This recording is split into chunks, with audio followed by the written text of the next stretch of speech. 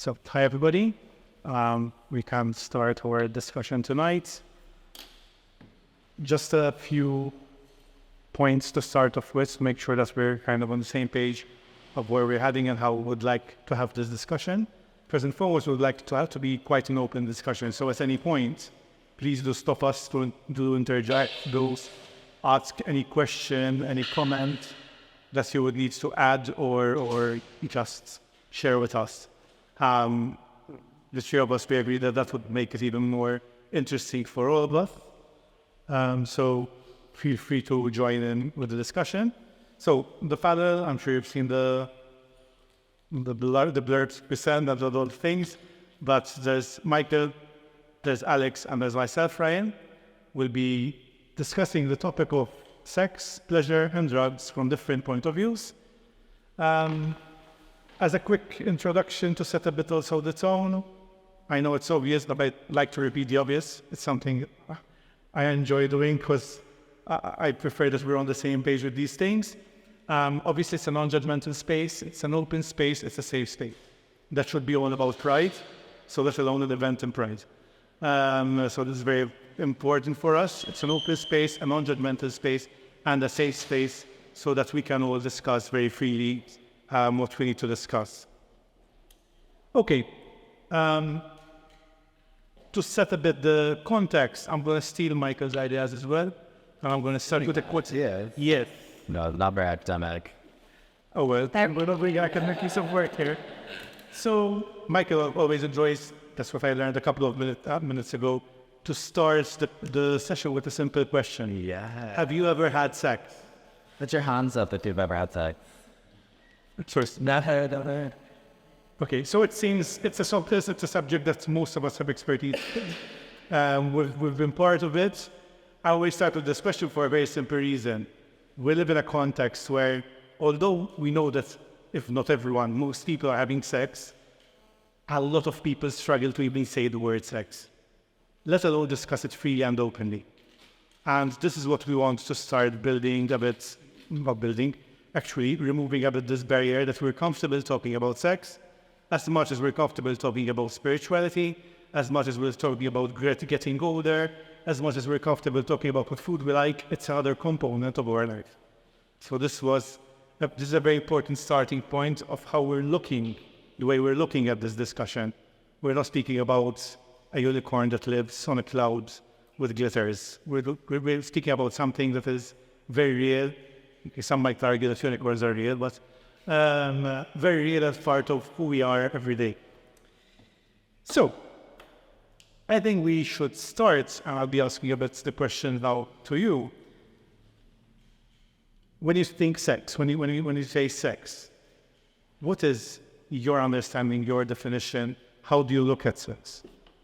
I think this is so Alex's question. I mean, Alex loves to be like, what is sex? You know, so I think that philosophical question is yours too, Manchan. Okay.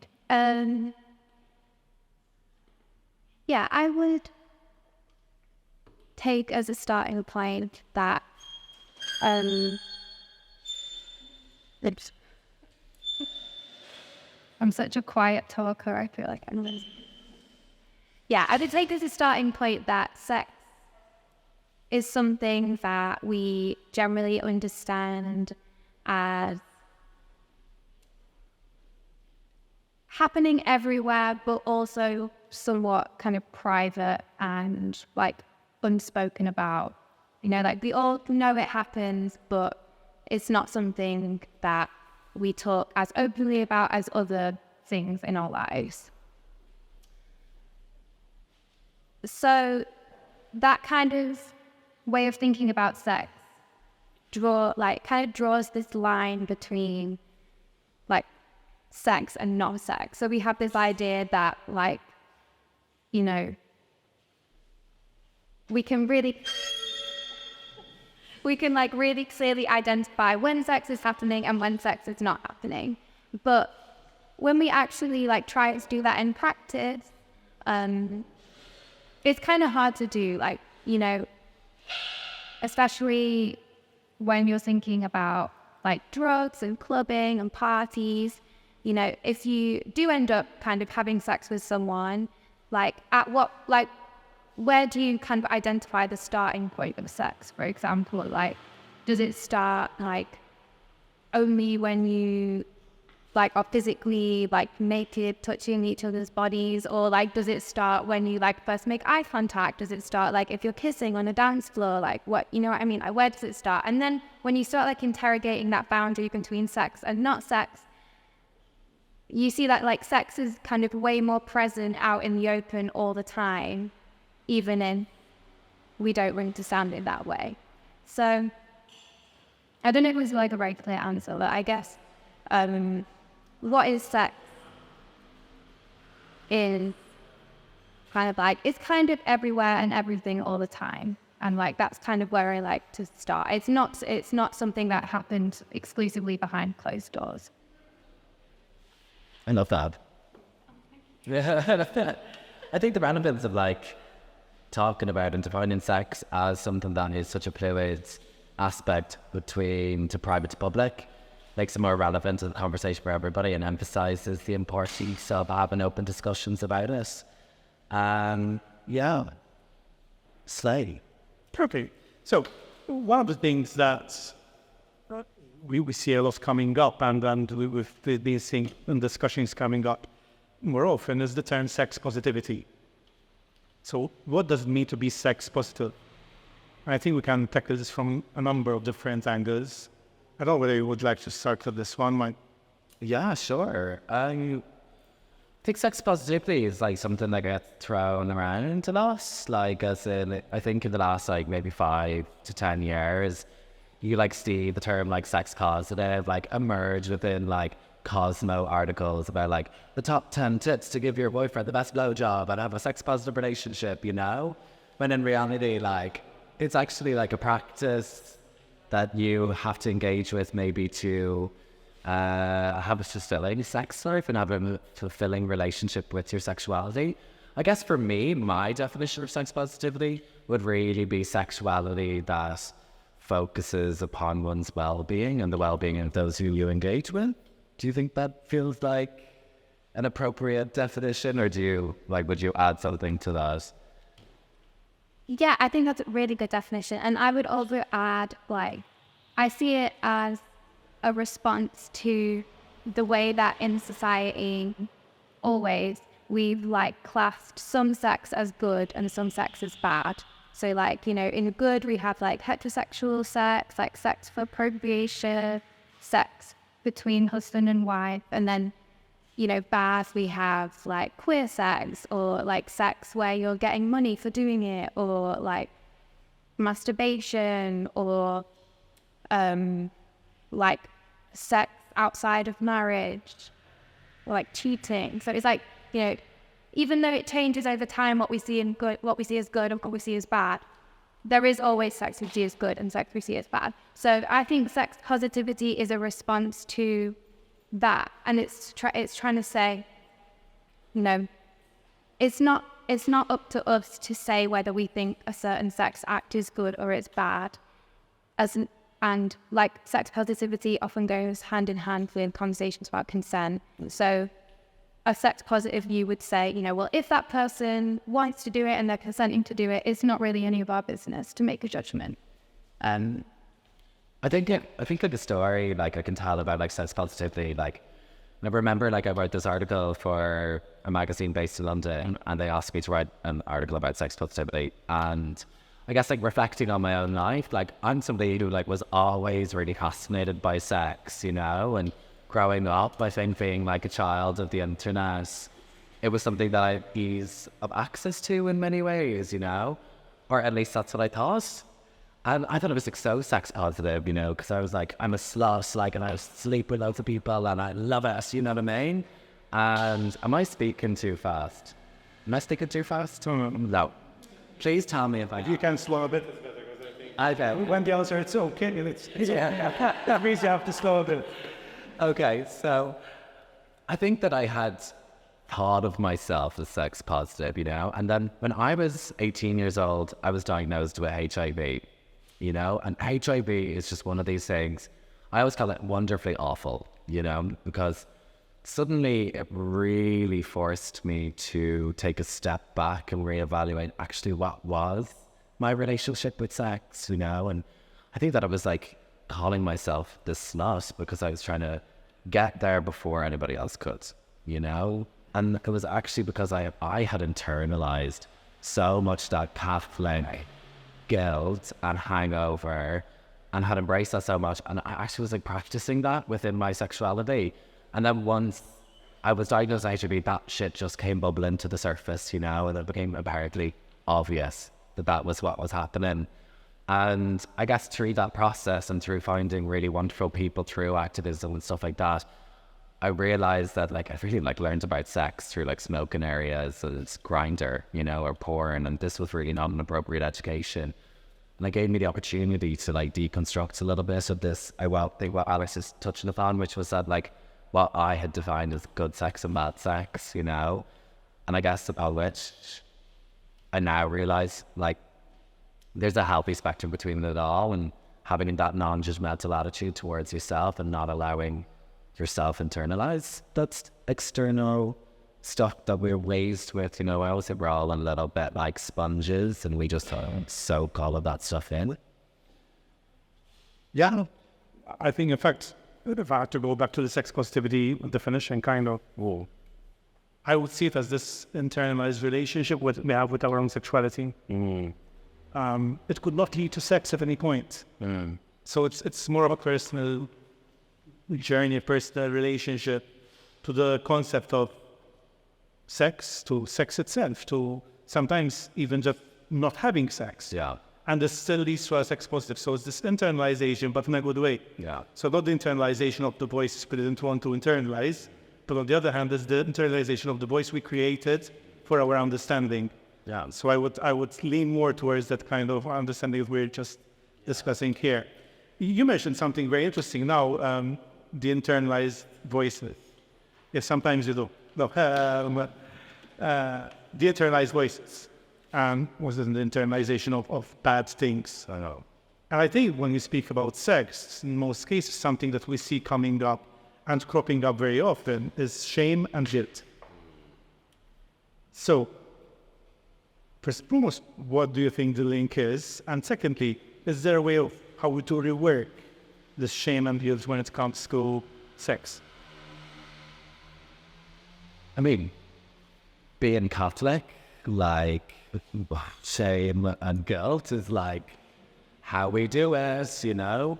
I think like it's just so integral to Catholic culture that pleasure is seen as wrong, you know, that these are cardinal sins that we're committing, and that like when we engage in these things, even like let's say masturbation, I mean, it's kind of crazy that masturbation is so taboo, you know what I mean?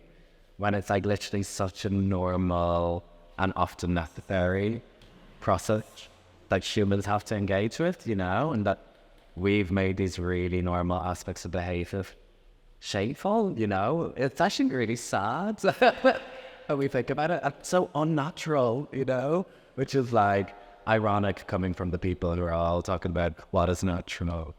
I should have thought that's your question. Yeah.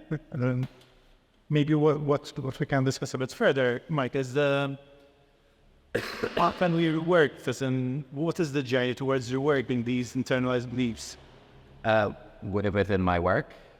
With people in general? Yeah, so I guess folks, like, if you haven't read the blurbs online, I run like a chemsex service, you know, so actually every time you say chemsex service, people are always like, you run a service for cam girls? And I'm like, no, chemsex is sexualized drug use, and I help people with issues specifically related with that. And it is so much a business of shame and guilt, you know what I mean? As in, we talk about the drugs, we talk about the sex, but what predates that, you know? It's often the drugs and the sex is just a symptom of the shame and the guilt, you know? And the shame and the guilt can come from many aspects of things, you know? But for me, it's those things that hinder your identity. That's homophobic. That hinder your ability to enjoy sex, you know? And like, I think that comes in many forms, you know, and shame and guilt are often just like labels that we put on that eternalized voice we were talking about. I mean, take on this, that. Yeah, I mean, I guess what I think is interesting about the idea of shame and guilt, you know, like the idea that this is something, especially as queer people, that we have to like work on like resisting or removing. And if we do like somehow remove the shame and remove the guilt, then this kind of our true sexuality will emerge. Like, but the thing is, like, we can never remove the shame and we can never remove the guilt. We can't ever develop our sexualities again from the beginning without that shame and guilt. So instead of like attempting to like reject them and be like, you know, that sex positive idea of like, as long as everyone's consenting, as long as everyone's wanting to do it, then great. Like, it's not really in practice that simple, you know? Like, we can say that all we want, but the shame and the guilt are still going to be there, and a million other things too.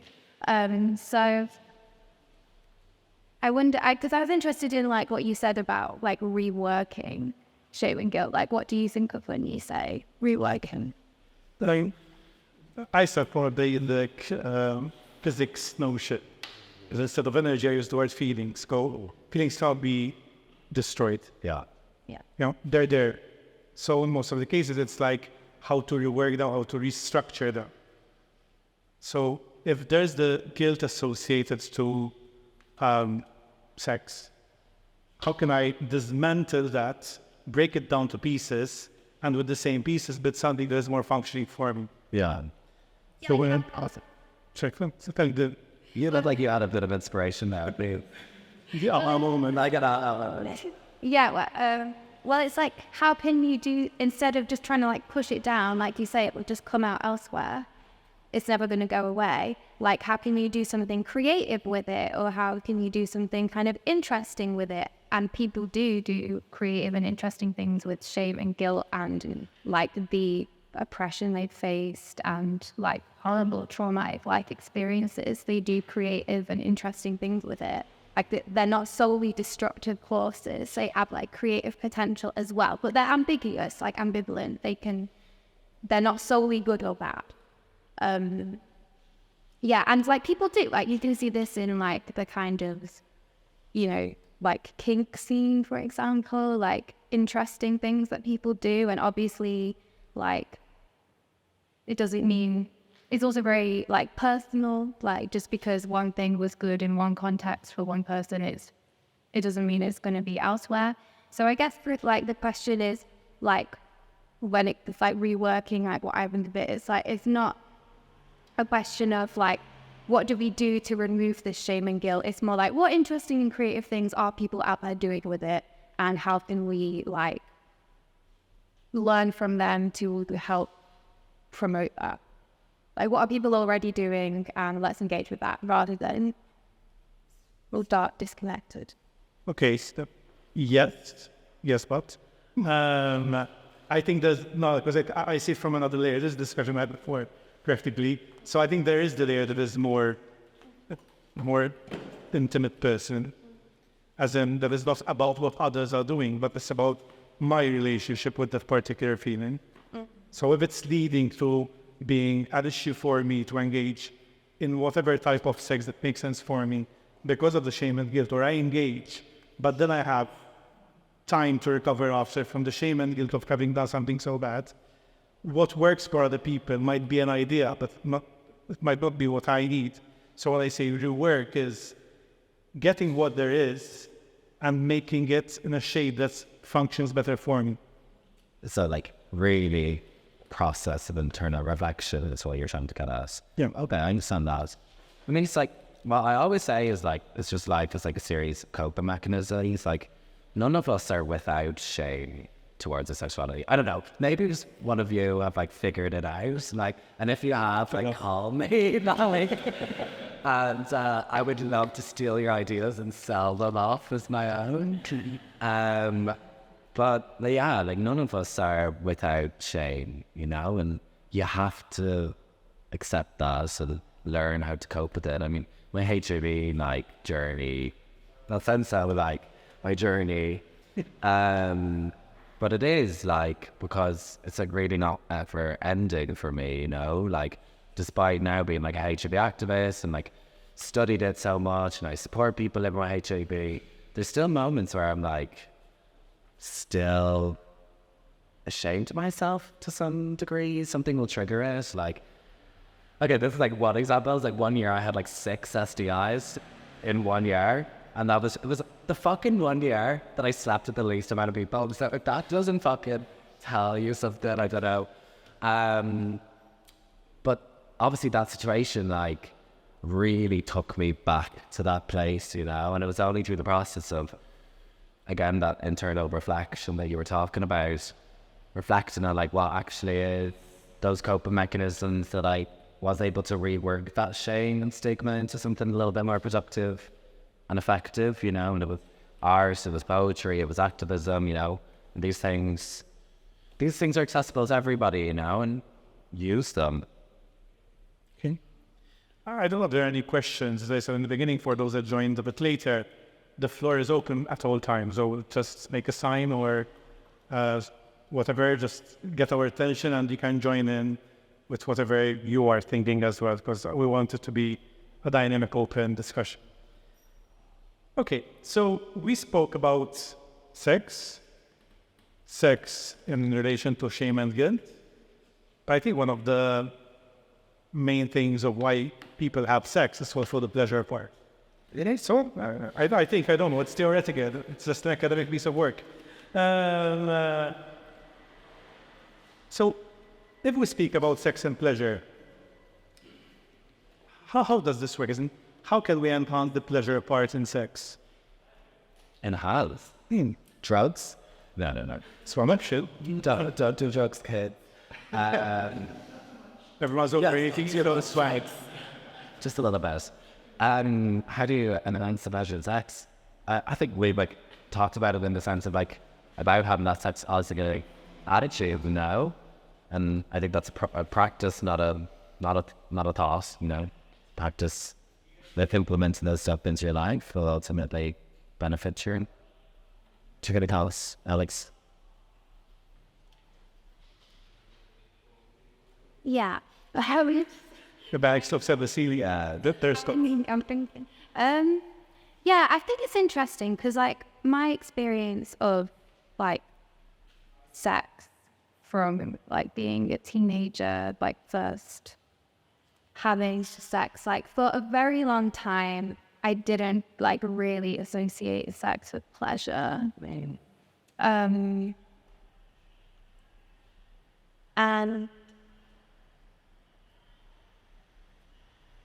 I think like there's been like a push to think more about pleasure in relation to sex, especially, you know, in kind of sex education settings, because historically, like sex education is taught like quite like functionally, like this is how sex biologically works, like this is how someone gets pregnant, this is how you can get an STI or whatever. And really missing was any talk around like what it feels like, different like types of sex, like sex that isn't just between cis man and a cis woman, or anything about like sexual communication and that kind of thing. So there has been like this push to like put like pleasure on the agenda and be like, let's talk about it, and let's say, you know, actually, by the way, like sex should be pleasurable. Because like growing up as like a girl, I was always like assumed that my first time having sex with a guy would be horrible. I was like, yeah, it'll be painful, it won't be nice, it would be short, it will be bad. And that was just like, yeah.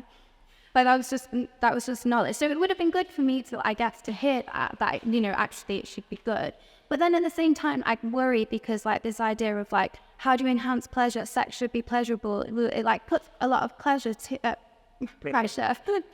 like make it that way, and then you can feel almost like you're failing if it's not, or like, you know, this is something I've usually found to be like very pleasurable and now it's not working. Like, what's wrong with me? What's changed? Like, ooh, it's stressful. Or if you're not, you know, in a sexual relationship and, you know, you used to have really good sex and then you're having less good sex, you're like, this means something bad about the relationship kind of thing. So I think pleasure should be there, but I don't think it should be like the goal, or like, you know, the only goal, or something we should always be striving towards. I think like sex is a site where like we have to really balance pleasure and danger.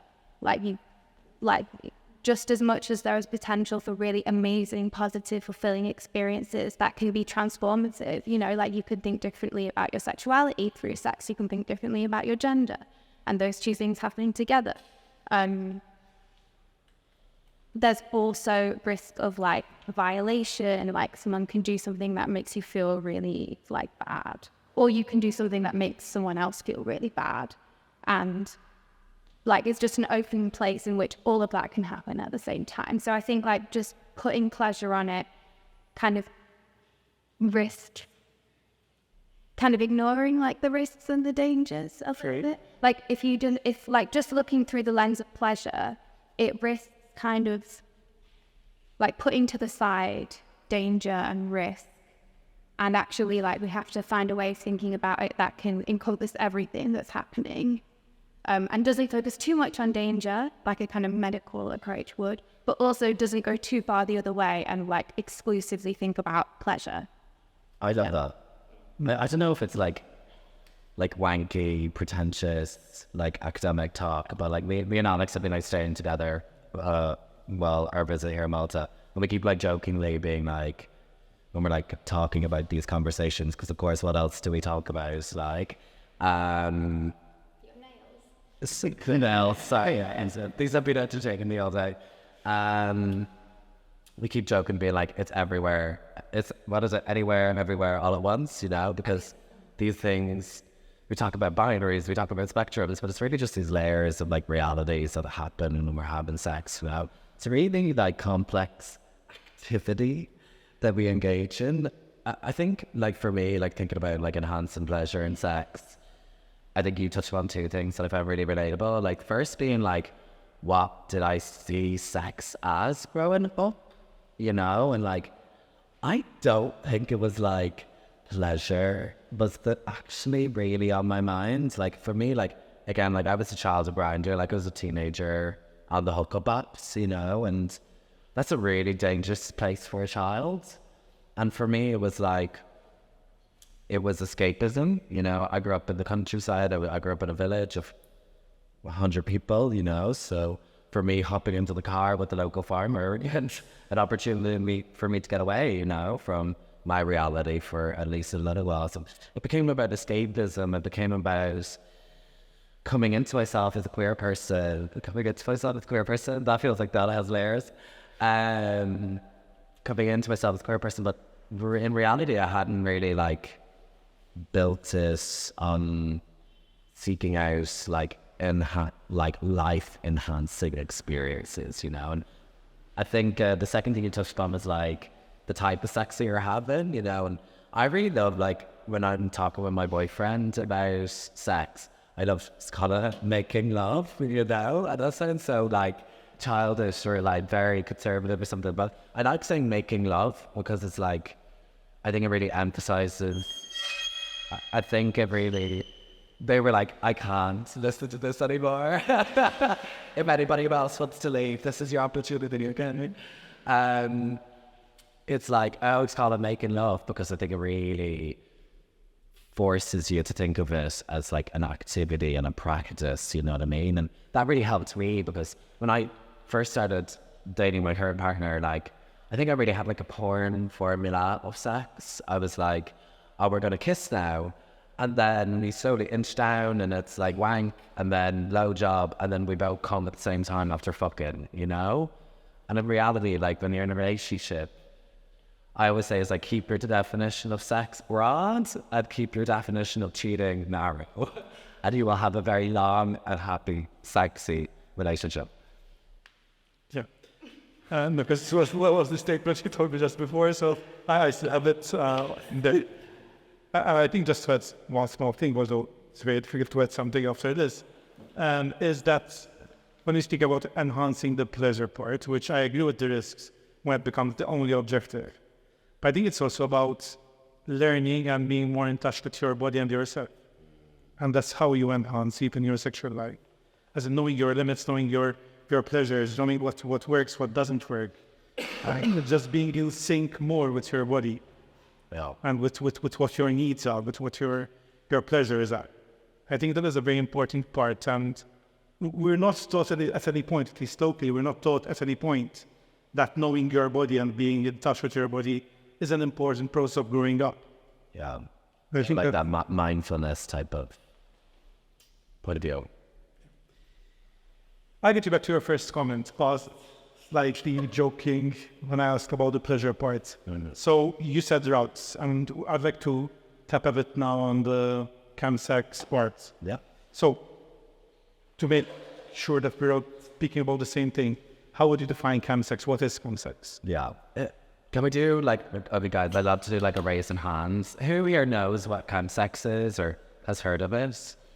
Okay, we have like about 50-50. Okay, so basically, in its most simplest definition, you can call chemsex sexualized drug use. So sexualized drug use will be the use of drugs before or during sex, you know? However, chemsex in reality actually encompasses probably like a cultural phenomenon or a social phenomenon that has happened within the queer community, you know? And what that social phenomenon is the use of specific drugs to enhance and facilitate a sexual experience. And what those specific drugs are, it's GHB, that's liquid ecstasy, it's like a liquid drug, it's really easy to overdose on it, so it has lots of risks associated with it. And then we have crystal meth, which you may be familiar with from like Breaking Bad and stuff like that. And the third one will be methadone. So this is kind of like chemsex in its most kind of basic form. But in reality, like when you draw these like boundaries, and it's like typically associated with like gay and bisexual and men who have sex with men. However, like when you have these like very like rigid definitions of stuff like this, is like ultimately a little bit unhelpful, because in reality, like where do you draw the line between like queer men having sex and then queer people having queer women, like as in it's a transition within our rainbow community, like, so do you think that's a definition of chemsex? Yeah, I feel like as well it's like it's important for a lot of people who talk about chemsex to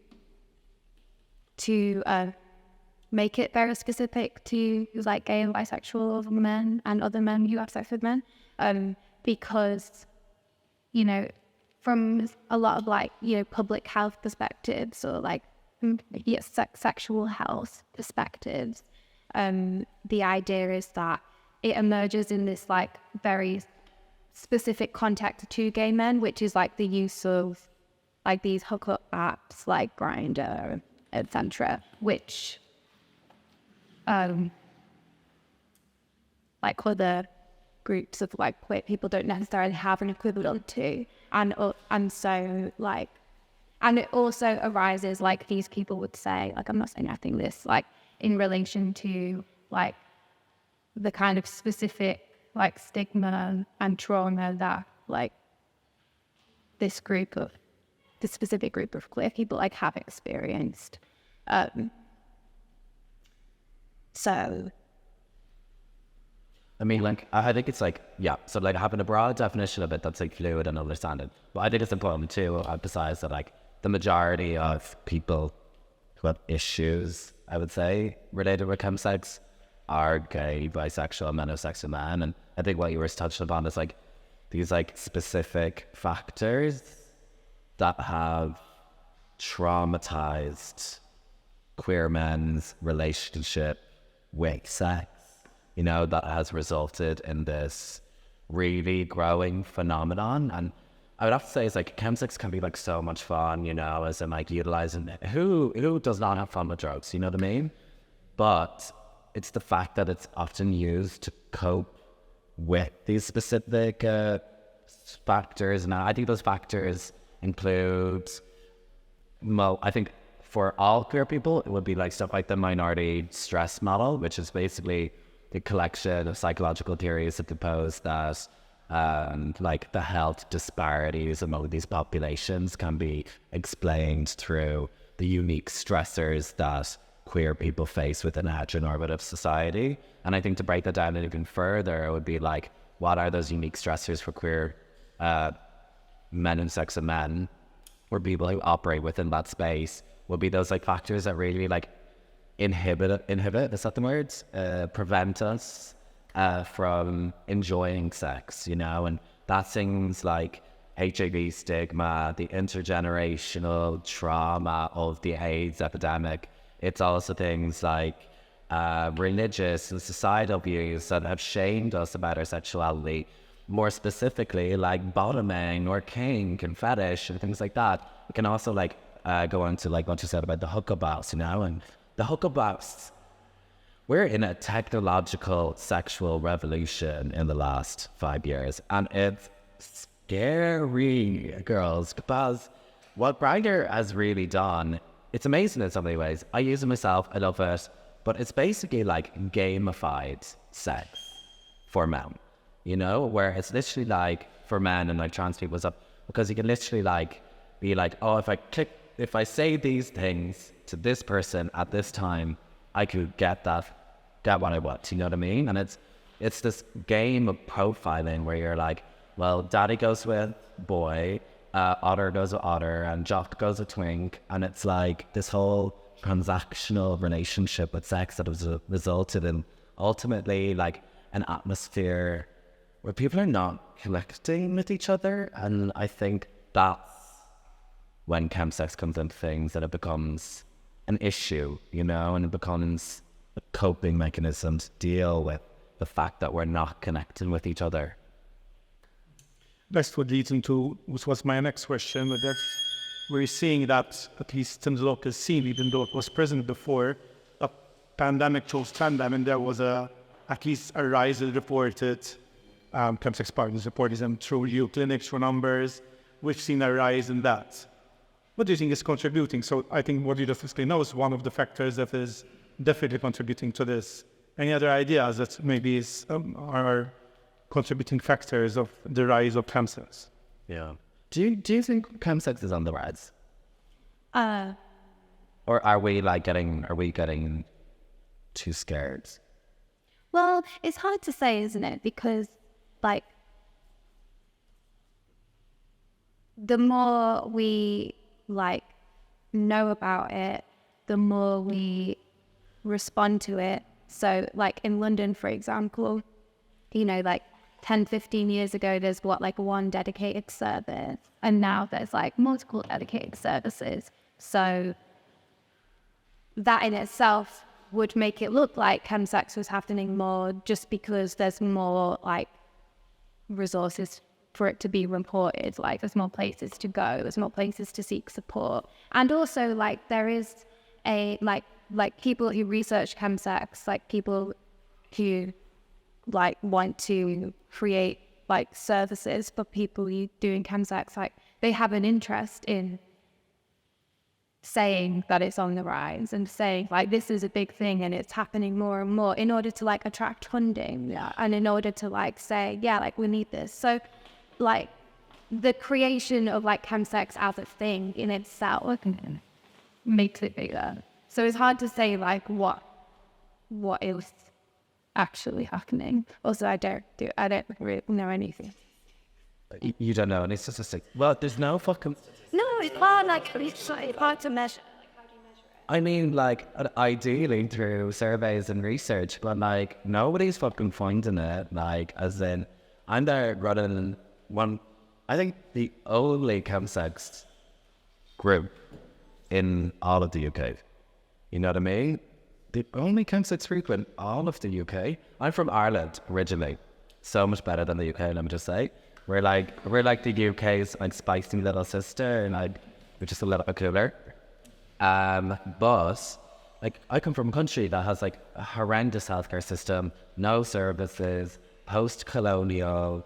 And when I went to the UK, I thought it was going to be like, I thought there's going to be so much, you know what I mean? Abundance of superfood and stuff. And there simply is more than probably any other country in Europe. But it's still quite sparse. Like, I mean, we struggle to meet the demands that our service is met with, you know what I mean? And it's so difficult to gauge if it's on the rise because nobody's funding projects that majorly report on chemsex. I mean, the statistics say that it's like 15 to 40% of queer men and trans people are engaging in chemsex. That's a really striking number. Now, obviously, there's a big like, spectrum between like what is like chemsex as an issue and what is chemsex as just like a practice, you know, and there's certain factors that like define that like spectrum, you know, and I think having a healthy relationship with chemsex, which is totally possible. There's loads of people that will engage in chemsex and it will never become an issue for them. But they often have either like skills and knowledge that they inherently have or that other people have given them, like, I don't know, like harm reduction strategies, like a sex positive attitude, boundaries and the ability to communicate those to those that they're having with. And then ultimately, the most important aspect for those who will not have an issue with chemsex is an appreciation for sober life and sex. You know, like, I think the moment that it becomes clouded and dangerous and a problem for people as well, they become disconnected with the joys of sober life. I don't even know what prompted me to talk about this. Like, definitely so far from the question now. That's okay. I guess if one there, Yeah. I don't know. I'll get back a bit to you guys. Any comments anyone wants to add or challenge an idea? Just share it. Do you think that chemsex is on the rise? I don't know. Like, let's ask the audience. Do you feel like you know people engaging in it? Do you think that it is a problem in the queer community? Does anybody have any thoughts? More visible? Yeah. Karen? I was going to say something similar. Yeah. Yeah. On the dog, there is a media frenzy about interposing someone and our these one. Yeah. The police says, please, what sharing thoughts is it among them stepping Yeah. in mind, so it'll be benefit and the way they on. Yeah. And that's a lot of me get that chat obviously to be set the page. It would be higher faces of mainly such as those in the diseases class. This it was increasing these spikes, but there's a percent being these spikes hadn't fought, but more behind those laws, even on this raise a chain and single mind of those Yeah. Yeah. I think that's really good point. Yeah, I think that we need a mixture of sex and substances. I mean, like ancestry. You know, I go to Mexico and like go to church.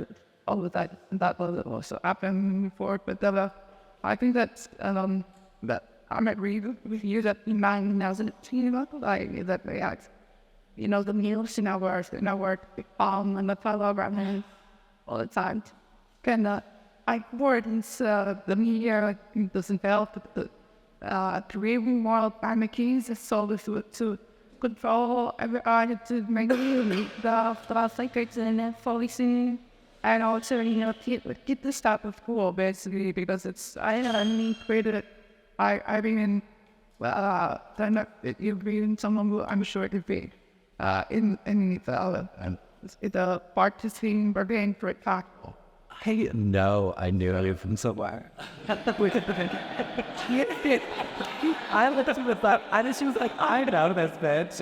And it So, and I think that's a big, like, you can see, like, often sex positive, like, sex and drug positivity in certain parties, where you have to sort of, for example, like, not double here that have this criminalization thing in their mind, and so it's the shame, but it's like, not about, about state, it's when it's God for you, it's just what we're doing is legal. I don't in the book that I place, but I don't see you, they're fine. Yeah. You know, I like to focus. Yeah. I think also the clubs think of people have no papers as well, the whole thing. So, of course, it's everybody is just like a consumption or whatever. We kind of wearing my team, you know, a team that take care of you. We do all the when somebody of me to call and I'm relentless and get them solved with like, for example, in Canada, okay, that you simply that check the price zones, the oxygen maybe it's also whatever, and so hours you're fine. Yeah.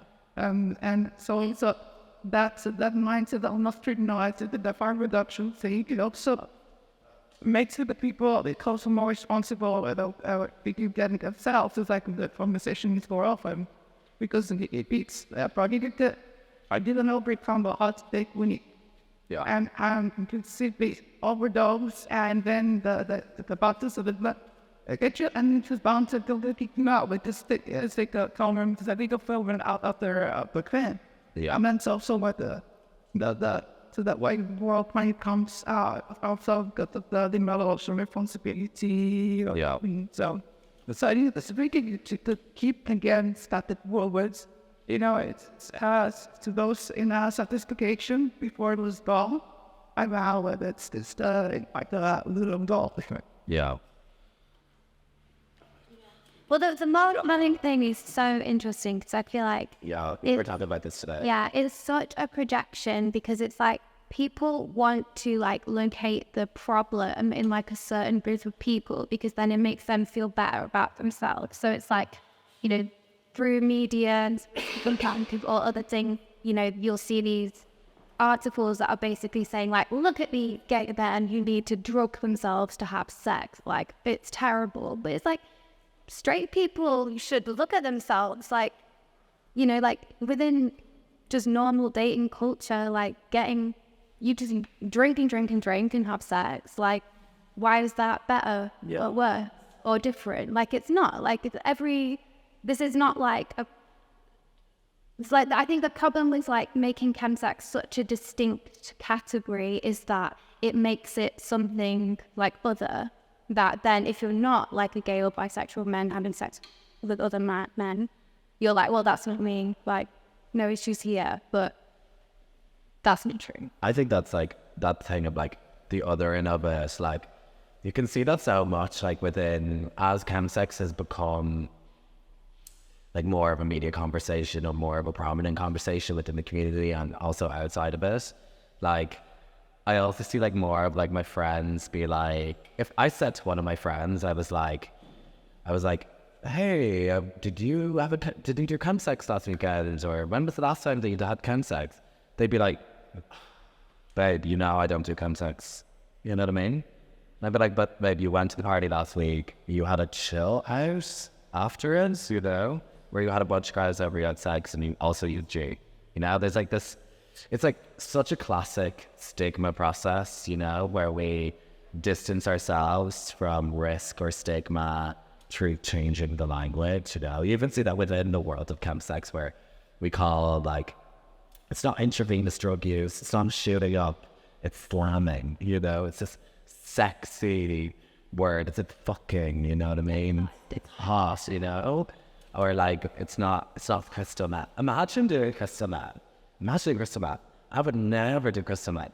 But Tina, on the other hand, baby, Tina, like that sounds so much more accessible and normal.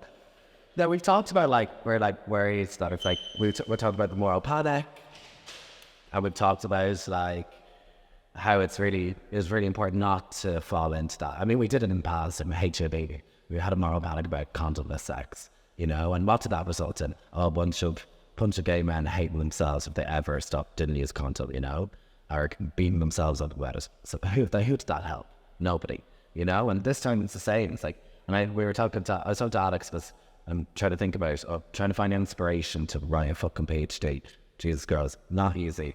But in that process, thinking about what will be helpful for me as a service provider, or somebody who provides information about sex, what would be helpful for me? And that's understanding, like, how do we communicate that there is some really genuine harms in using G or Tina, you know, or methadone, or engaging in chemsex, you know? How do you communicate that? I don't have the answer necessarily, but there is some very, very real harms and risks associated with chemsex, you know? And it's not like alcohol, girls, you know, like, you can't just stop having sex, you know? And if you have a compulsive, ritualized issue with sex, it's so difficult to overcome. And I find it difficult to be able to communicate that to people without stigmatizing the topic. And that's my story. It's kind of... And in fact, to link to what you just said, if we had to us again, removing the judge-Judy attitudes from all of it, but we had to look at chemsex from a harm reduction point of view. Whereas for a number of years, anything that was slightly remotely associated to anything to sex that wasn't purely vanilla was to be considered a red flag and alarm. We're moving toward an approach that's more harm reduction rather than just say, this is wrong, you're going to hell, yes, thank you. Yeah. We're still going there, so... It's easier. Yeah. So the question would be, how can we have an approach of harm reduction towards sex? So even in practical terms, what are the things that can happen that people need to be aware of? Yeah. So what is harm reduction? You know, again, one of these terms that we kind of like throw around all the time. Harm reduction is basically like, it's not AA, you know, it's not Alcoholics Anonymous, where you're like, you must stop doing the substance. That's the only way, you know what I mean? Rather, it's taking the approach of meeting people where they're at and providing them with the skills and strategies that they can reduce the harms related with a certain behavior, practice, or whatever. And for me, like, some of the practicalities around engaging in chemsex that are important to have in mind, you know, is like, first and foremost, I think, like, having your intention, you know, like, as in, I think so often, like, we could just take a step before engaging in chemsex, or just sex generally, taking a step back and being like, why am I doing this right now? You know what I mean? And if you're going into chemsex because you're like, oh my God, when I come on methadone, it's amazing, you know, and I really connect with this person that I'm having sex with when I'm taking MDMA and having sex, you know what I mean? Cool. You know, I think that's a great place to start. But if you're like, fuck, I had the worst week at work, I've so much work to do, and I can't catch up on this, I need to escape this, I need to release this all, you know, maybe that's not the best time to be jumping into the world of chemsex and slamming Tina. I think the other, like, practicalities around it is like preparing for the chemsex party, you know, getting your prep, getting your HIV medication, putting it in a bag, bringing a condom, although who uses condoms in a chemsex setting? Not many people. Bringing your lube with you, you know, having a banana, you know, because maybe you'll be there for days and you need to have something to eat, you know. And then when you're actually then engaging in the drug use, you know, like, let's say be a GHB, understanding how can you reduce the harms. So G is something that you can overdose on really easily. So what are some of the practicalities of evening out your doses, you know, reduce the amount that you take at each time, writing down your dose, your time that you took it, making sure that at least an hour to 2 hours has passed before you dose up again. Things like this, you know what I mean? Don't mix G with alcohol. Do you know takeaway? Or like, I already know. or cat as well. Yeah. So G is a major depressant. So if you mix it with another depressant like alcohol, weed, or ketamine, you will go under G out, you know, which is basically just overdosing, and your body is going into shutdown modes. if it's Tina, I think it's Tina. Oh my God. Like, it's the one drug that I'm like, it's the one drug I tell people, like, don't start it. You know what I mean? Is that really bad to say? And like, it's really bad to say, but it's because it's a different level of things, you know, and I don't mean that stigmatize it, but it's just like, how many, okay, let's play a game.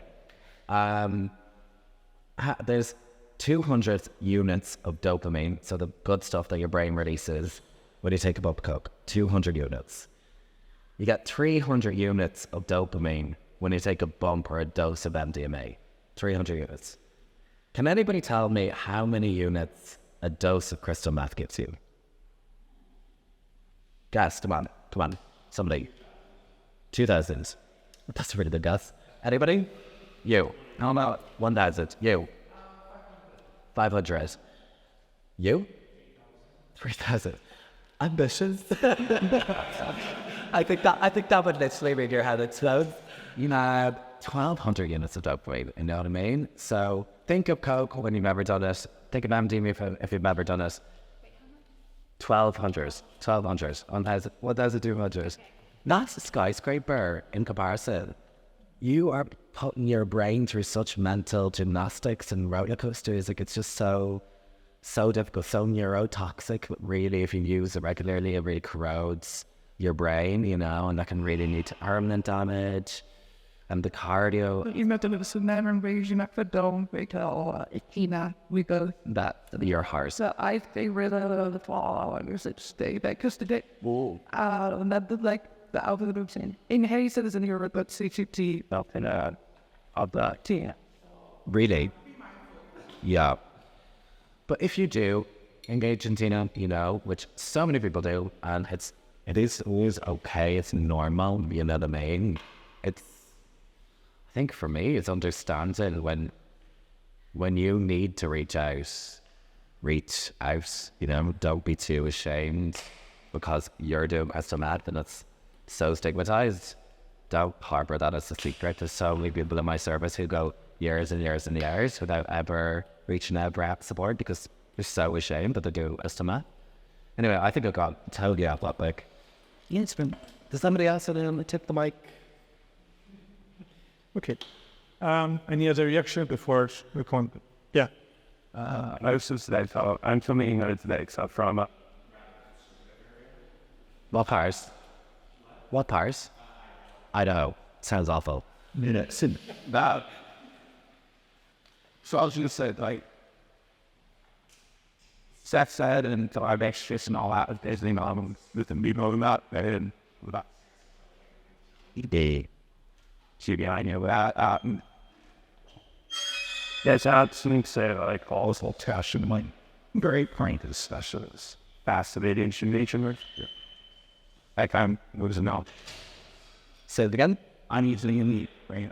Oh, thank you so much. I mean, it's so much more like meaningful, like when we can open up the conversation to everybody here. I mean, we're the experts who've been invited to speak about it, you know what I mean? But we're the blind leading the blind. Like we're just curious, professionally curious to pursue more knowledge and understanding on this. But ultimately, like we're all in this together as High School Musical. What is that?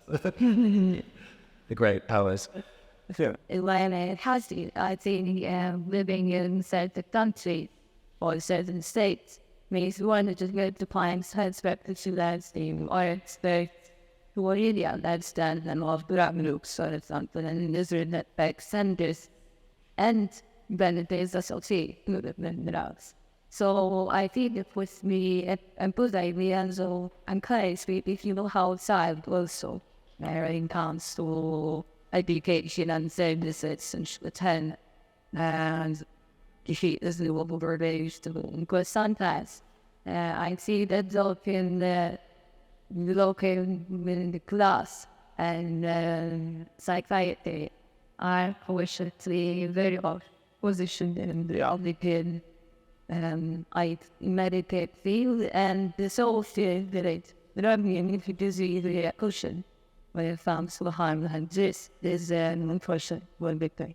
Yeah. If I may add something to this, because I think it's a very important point. In fact, locally, if we can support through MGRM, but also HIV Malta, and I'm seeing Marcus or Checkpoint Malta as well, we do have contact of professionals that might be a bit less judge Judy when it comes to all this, and might be better professionals to visit once we need medical support or psychological support for intensive care and purposes. So I was talking to my colleague before the talk. A year and a half ago, I was on national TV speaking about chemsex, and I received comments from fellow professionals that this was not something you should be speaking about on TV. So imagine having someone in their clinic at that point coming with that information. So I think it's important that if we're seeking professional help and we're not sure, the NGOs have a number of contacts of people that are more open for that. So that's a very important point. But sometimes all you need is one bad experience. To hell, I'm going to go again. So it's like, and not having professional awareness and such awareness action as well. I think that's the problem of referring to stigma to stigmatizing is a bad thing, because there's awareness as some people end up stigmatizing in a general scope. And though you, as I mentioned, what going hard to take doses or covered, I'm more of a person of state that comes from genocide. I've suffered the overtime, I suffered the top. So I always say we have to that, but I think it's just all coming from the attitude. If it doesn't come from you knowing that we have a bad days, we go for a bad time. You leave the house, that's a back. It's something to take about.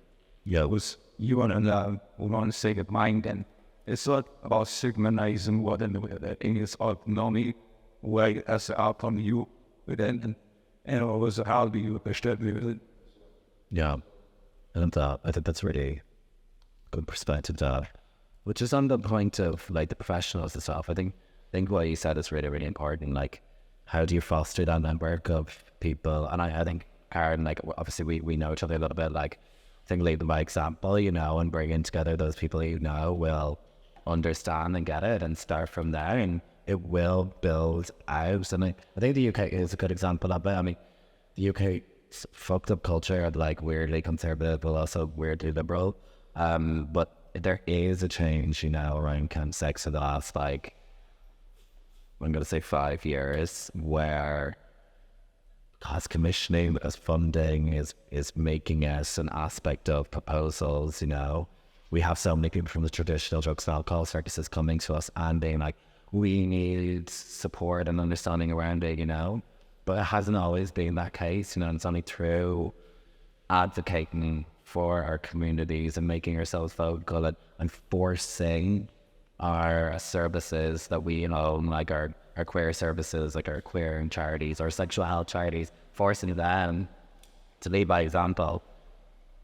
I think that's the only way to do it. Like, I'm reaching out to the professional areas, and locally have been trying to do something. So I've reached out to a number of through the NGOs, always when I say waste, mostly the people that are even more invested than I am in the NGOs. Reaching out to professional groups of people, to trainings of professionals. Unfortunately, in most cases, it's always an optional thing. So you get the people that would really need a little nudge rather than the ones that need a lot of work to be able to work with the community. But we just need a couple of people from each profession and we're fine. But eventually, it will become mandatory. And an example I'll give you about this, and not a bit of a humble brag, I don't mean to be like that, but like my background's in like HIV stigma education, and in the last year we just got funded to make a mandatory module for all healthcare professionals in Ireland around HIV stigma. You know what I mean? And how to create stigma-free spaces for people living with HIV. That would not have been in Ireland, to teach doctors how not to be dickheads, and it's mandatory, amazing, but I could never have imagined that even when I started my activism, as in, it's so overwhelming sometimes, but think of it as the long term as well being worked towards. Perfect. So I'll be steering back a bit from the boring one, sorry. To steer back a bit to the topics I kind of wanted to discuss, because I'm aware of time as well. In the beginning, Alex, you mentioned the notion of consent. Again, I start from the obvious. Sexual consent. How would you explain this? I think like really simply consent means like an agreement to have sex. So yeah, the idea is that sex is consensual if the people involved have made like a choice to do it and agreed to do it, and they've made that choice kind of freely, like no one's pressuring them. They're not like scared of what might happen if they don't do it. Yeah, and the other thing is that the person needs to, so this is like legally speaking, the person needs to have the freedom to consent, but they also need to have the capacity to consent. For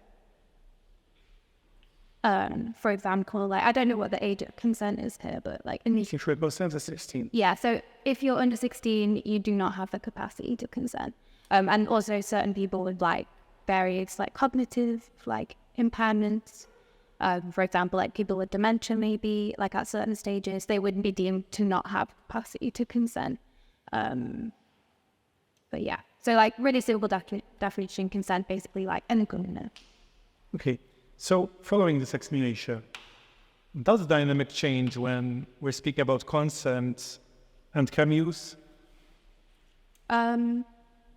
Yeah, again, to like start with like legally, that's like where capacity comes in again. So the kind of general common sense idea is that drugs and like broadly speaking, so you know like alcohol, cannabis, GHB, etc., they all in some way like impair your capacity for consent to sex. So, and in some cases, you might become like incapacitated. So like legally you cannot consent. You know, for example, we talked about like overdosing on G, like if you're passed out, you know, you can't consent. If you're, you know, really out of it or you're incapacitated, you can't give consent. But like in practice, like identifying at what point someone loses their capacity to consent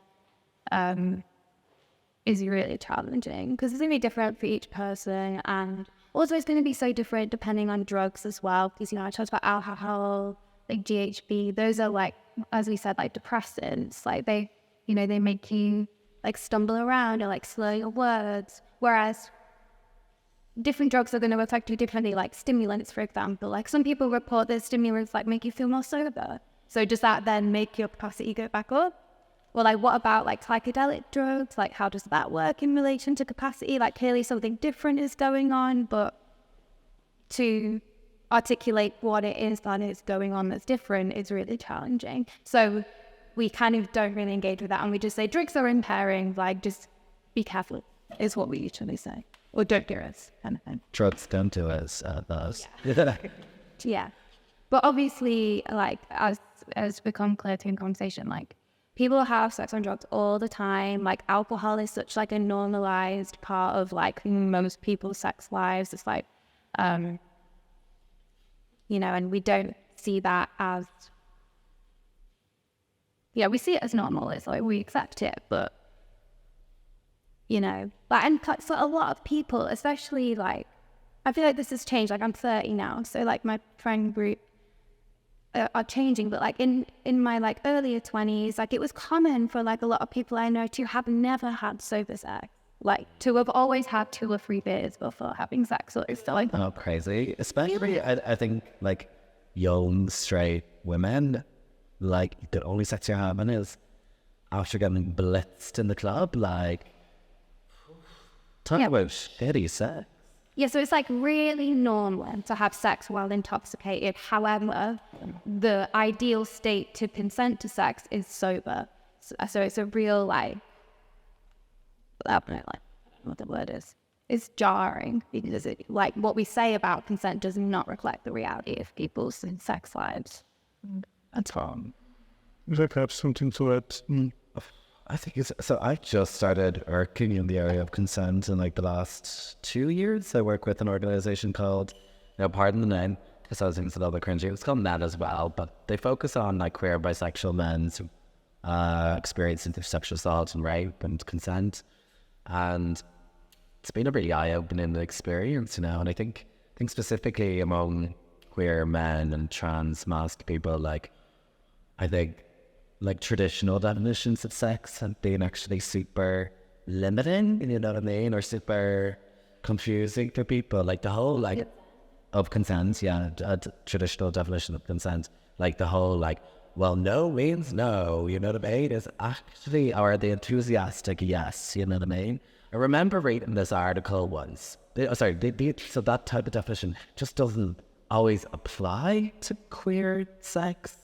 Especially, it's such a heteronormative kind of understanding of consent. And I'll give an example, which is like, I remember I was reading this article and they were comparing swingers parties. So swingers parties, like where straight couples go just swap partners, and chemsex parties, And they were exploring consent within these spaces and how it's regulated and how does it come in conversation, etc., etc.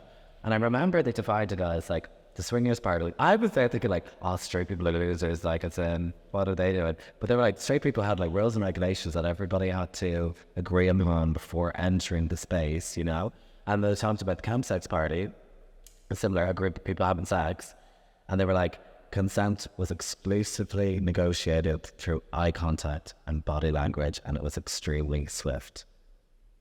How does the enthusiastic yes fall into that when you're not even speaking? Cruising. Has anybody been cruising before? Anybody?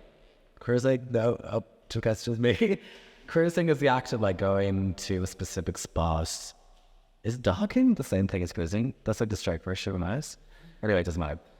Cruising, going to a specific spot known for its higher amount of gay men looking for sex. And if you've ever been cruising before, no joke, like it is eerily silent.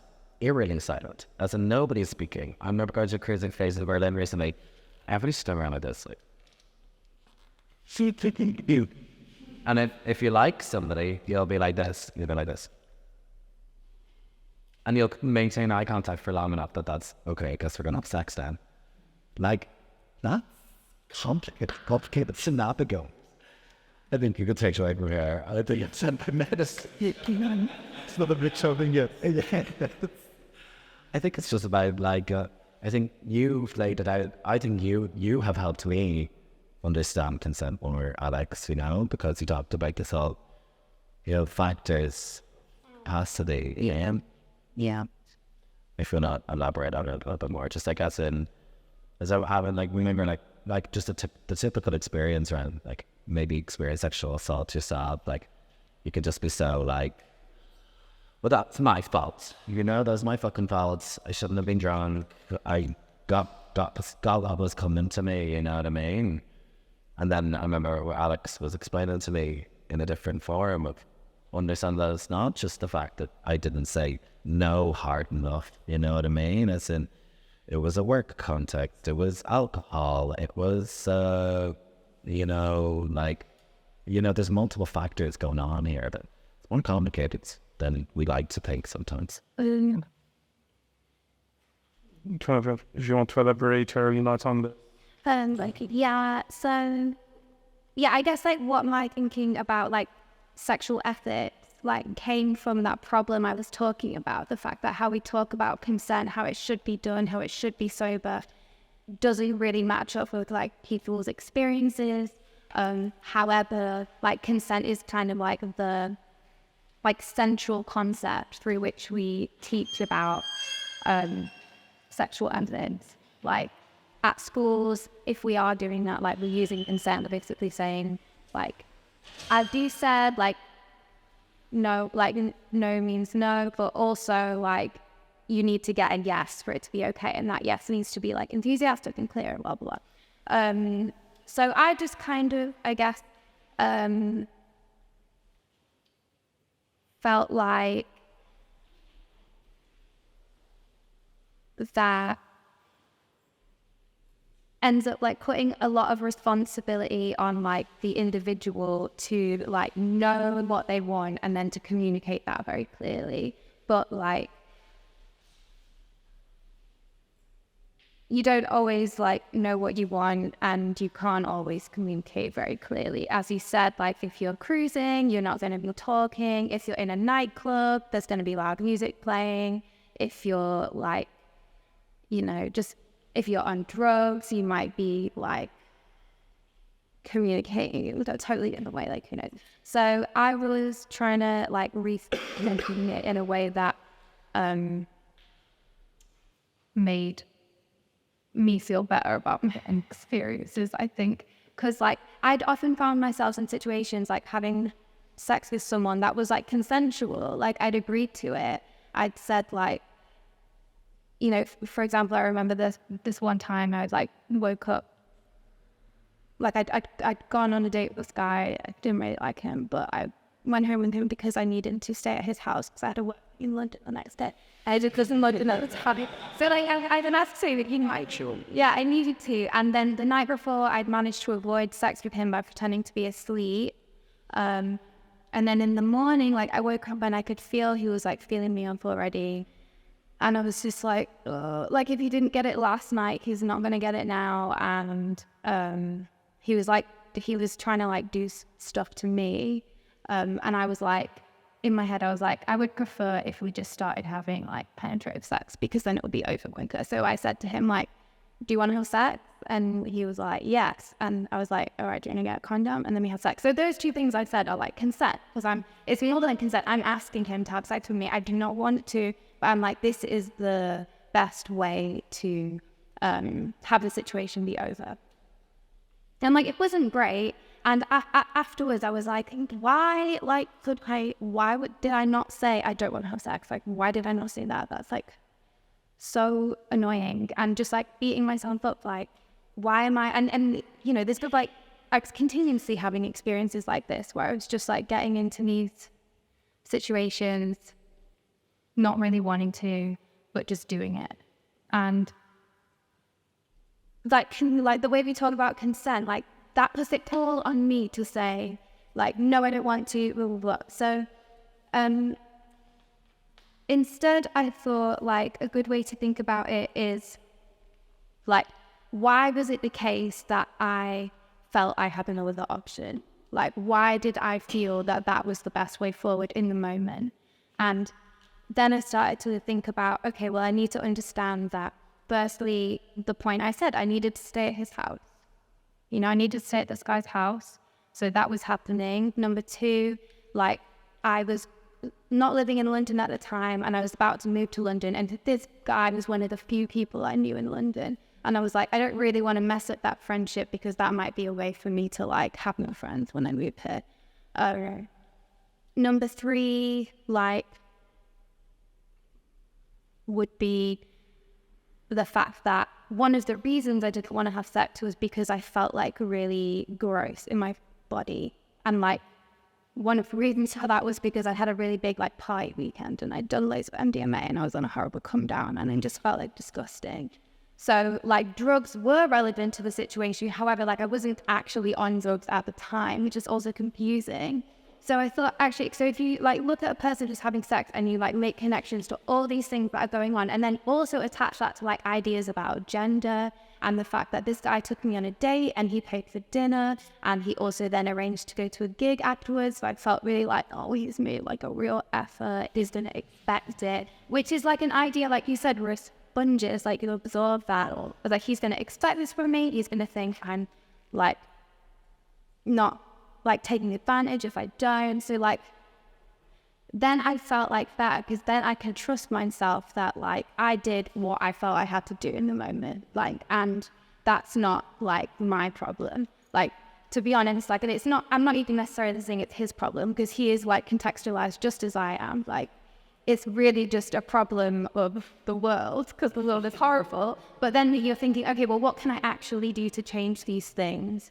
It's like, you don't just say to the person, well, say no then. Like, next time, just say no. Like, it's easy. Just, like, know what you want and communicate it, and then you're good. And it's so actually what we need to do is, like, I mean, I'm not saying it's like an easy job, but like at a younger like time in these people's lives, like try and like dismantle these like really horrible fucked up ideas about gender, which is hard, and like give people like more kind of ways of like getting out of things, you know, like maybe teach people like how to like ideas of how to refuse sex that don't feel like they're gonna like hurt the person's ego, and like these are just very like basic ideas, Or how to, but like how to accept the rejection as well. yeah, because I got like in my research and stuff, I like speak to loads of people who are like in these situations where they like end up getting like violated and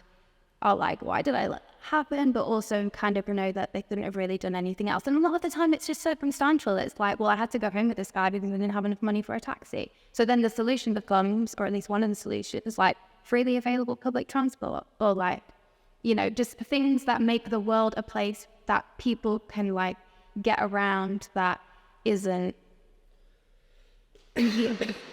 like, and yeah, so it's like, it's loads of stuff. So like the question I ask when thinking about like people's sexual experiences when they're on drugs, I don't ask like, did they have the capacity to consent? Because that question is just like, how do you answer that? How do you know?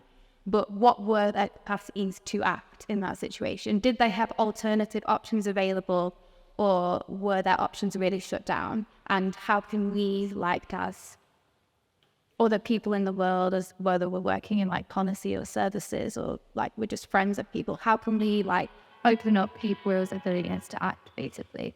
Yeah, so that was like my shoved away from consent. Thank you. Do you have any comments, Mark? What awesome welcome wrote over the this is actually what's something I was saying it would be about word pressure. Like effort pressure, like when do you say no to Trump? When do you back up? And when consent brought a lot of that, I mean, I'm kind of weapon in the boss. I mean, that's I have personally done those, and the other person, I was that need if we're not in school. Yeah, so you become one, you're drunk, you're guessing as well. And at a time, like, you're just like, I don't want this to go for, but now I'm here, so I'll just go with it. So how do we navigate pressure? How do we stop? Because you already started now, and it's very hard to stop making kind of know it. So I think that's something what you need to kind of actually aspects. How will you navigate actual pressure? Like, when do we say, I'm not comfortable with this, needs to stop? Yeah, I think it's like what Alex is talking about. Like, unfortunately, I think maybe we're a lost generation to what we could have done with consent. You know what I mean? But ultimately, like, I really like these like projects that really focus on the children, you know, and then, like, really starting it from a really young age of being like, you can say no to a hug. You know what I mean? And that's okay. You know what I mean? Like, really start with kids with an understanding of their own personal space and boundaries. Like, and from there, building that into our understanding of sex and relationship education, I think, is, again, maybe like a starting point for this type of conversation. Like, sorry, just from like something Alex said as well when she was speaking, which I think like really speaks to my own experience as well, and what Alex had given me through their, you know, understanding and what the knowledge that they've imparted upon me, which is that, like, trusting yourself. You know what I mean? I think after my own experience with sexual assault, I was like, again, it's just this whole thing about, why the fuck did I do that? Like, why the fuck did I get into that situation? You know what I mean? And I felt so like, I just felt so unsure of myself. You know what I mean? And I think so much the consent conversation that we've been having over the last like 10 years is like, has been so like perpetrator focused, honestly, like as in that person violated your consent, and that's why they're a rapist, that's why they're sexually assault something. And ultimately that's not always that helpful, especially in a system where, yeah, just defining that somebody else sexually assaults you criminally, you're not going to get you very far in those situations. However, having this like definition of consent that's about like your capacities to act, it gives you this position of being able to be like, I understand the situation so much better. And me as the person that is, I guess, having the consequences of that situation experienced emotionally, it's a lot more empowering. Yeah, I feel like generally as a rule, like we in relation to ourselves can trust that if we had the ability or the option in any given situation to act in the way that would make us feel best, we would do it. Like, I think like we can take that as a starting point, like, you know, and just have some trust in yourself. And it is somewhat scary to think like that, because it means you're simultaneously like accepting both the control you do have and the lack of control you inevitably have that relates to like other people around you and like systems and structures and institutions. Because like, you know, I feel like, you know, we're all like individuals responding to this like world that we live in, which is horrible. And like things like chemsex and drug use and like addiction and all these things are actually like really reasonable responses to like everyday life, because it's generally really horrible. And you know, like so saying like, oh, you have a drug problem places that problem in the individual as if like there's some kind of defect in them and like they need to get that fixed so they can be sober. But like actually that's ridiculous. Like, no wonder people use drugs. No wonder like people feel the need to like take drugs to have sex. Like, especially like, obviously I'm speaking from like a perspective of someone like brought up as a woman. Like, you know, sex is really scary. I had like a really traumatizing like experience when I was like a very young teenager, which is like really like embedded in my psyche, like, and I can never stop that trauma from having happened. Like, I can't heal from it. Like, I'll never get back to that pre-state, so I'll never know what my life and relationship with sex would be like without that. So it's just like, yeah, it's scary, because then it's like, okay, well, like, I'm going into situations and, you know, if I couldn't have got assaulted in that situation, I would have chosen to do that. But however, I guess like I just didn't really have the option. But that means the emphasis is not on individual people to like sort it out. It becomes on us to like sort the world out and make it a place in which people like do not end up having these like horrible experiences all the time, which is obviously like a massive task.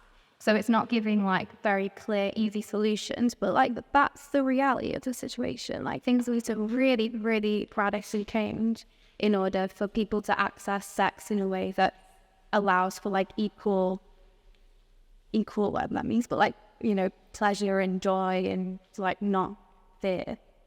You know, I don't know what it would be like to like ever have sex without have that traumatizing experience. I just don't know. So it's just, and I feel like everyone has trauma as well, and like everyone has. So it's just like it's all there for. In words, there are some questions that I can take away. It's to close the ratio. So I think Mark, I don't know if you're still questioning. What they call it, what I can be something so correct where they need to be able to that was an attack and like one simple result that you just I think you look at these more about equal region that is emerged from such experiences when there's also legendary favorite spectate the experience and idealist life wishing to have these sort of large services and not just any which approach where there's one ways about sexual identity, sexual pleasure, sexual a sexual lifestyle. Yeah, was some lives at least even that I think that I need to rush and be playing it that way. So find professionals cool understand even familiar with these situations. I would just say late sometimes installed. I mean, it's such a complex aspect of sexual science, you know, like, cause your body is in fight or flight mode, and there's so much like endorphins and going through your body during the sexual assault. Often some people who have experienced that, like, it will feel on a physical level like very pleasurable, and that could be so confusing for people, you know what I mean? And it can also be the case that an experience like starts out, has like a part of it that's really good, and then something like jarring happens and then it becomes really bad. but then maybe you have like 20 minutes to like rest, and then you can like have more sex, but then maybe 2 days later you look back and you think, oh no, actually that was really bad. And it's just so, like, we need to allow people the space for their like reading of the situation that they had to change. Like, because, you know, 2 days post-event, you're going to feel one way. 10 years post-event, you're going to feel another way. 20, you know, like, and that's part of it. But we do pressure people to like put sex either as wholly like non-consensual and sexual assault, or like fine. Like, so, and that means people end up for like strategically reducing the complexity of their experiences when they report them to other people, to make sure that people take them seriously, which is a shame as well. I guess we need to conclude because it's time. Robert will give me the look. Obviously, if there are further questions, we'll be available for a bit of what to discuss.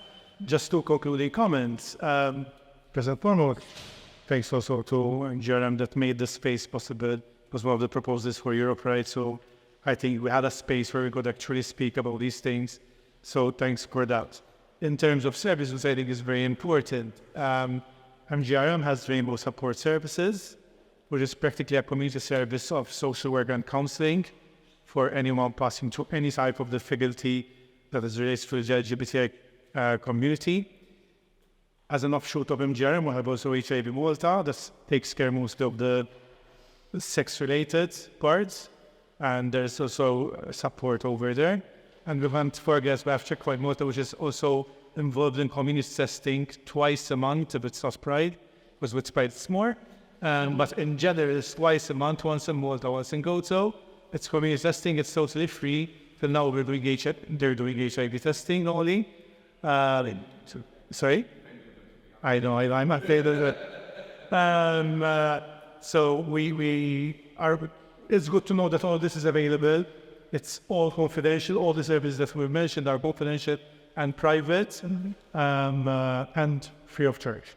So it's important that we know, because we might not need them ourselves, that we might meet people that might benefit from such services. Thanks a lot for coming. If there are other questions or discussions, I think we have the 10 minutes until the other talk starts. So we can so we can use the space to discuss about it. Yeah. Thank you. It's about It's there. No back. Okay. I didn't